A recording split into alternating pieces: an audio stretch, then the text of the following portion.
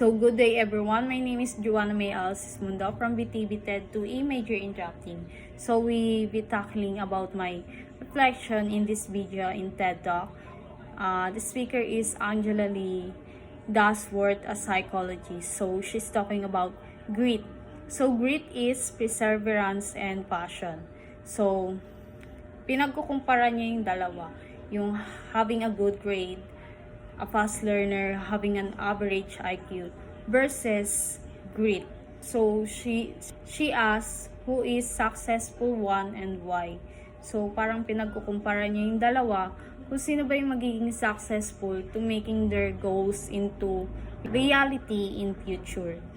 So ano nga ba yung pinagkaiba nila? So sabi niya, yung magagaling daw, tas yung matatalino, sila pa yung parang hindi nakakapagtapos or hindi nagiging successful one. While the grittier kid or yung mga may passion, perseverance sa mga ginagawa nila, ayun pa yung nagiging successful, ayun pa yung mga nakaka-graduate sa mga school, ganon. So, parang pinagkukumpara niya yung dalawang yun. Parang tinatanong niya, ano ba talaga yung mas mataas sa dalawang yun, yung matalino ba or yung mga may passion or perseverance or grit na tao. So may nagtanong sa kanya, paano ba natin magagawa na maging grittier yung isang bata? So nagbigay siya ng advice by Carl Dweck, yung about sa growth mindset. So yung growth mindset, ito daw yung isang bata, marunong siyang magpabago sa kanya or take ng challenge. So, parang ang sinasabi niya dito, hindi iniisip ng isang bata na yung failure na yon ayun yung magpapatumba sa kanya. Kundi ayun pa yung mas magpapatayo sa kanya para maging successful one siya. So, parang binabago niya yung sarili niya. Yung, parang yung sinasabi nga nila, di ba? Kapag nag-fail yung isang tao, may natutunan siya dun sa pagka-fail niya. So, ginagamit niya yon para maging a successful one. So, ayun yung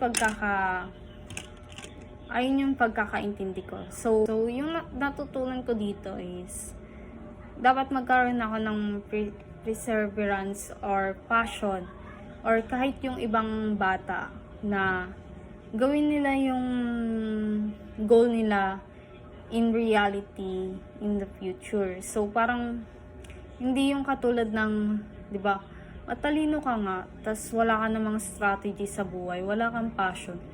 Ang talino mo, pero ang tamad-tamad mo naman. Parang ganun. Parang hindi mo gusto makamit yung goal mo sa buhay. Parang ayaw mo makagraduate, ganun. So, parang iniisip natin na kapag nag-fail tayo, tapos na to.